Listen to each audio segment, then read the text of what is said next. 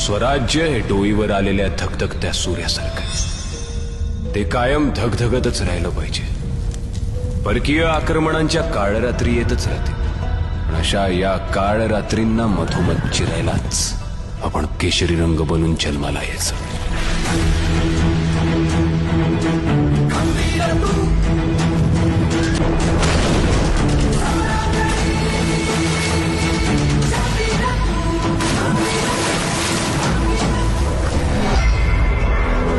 स्वराज्यात 2-2 वर्ष पाऊस नाही पडला तरी थंडीच्या दवावर ज्वारी बाजरी काढणारी जाते आपली।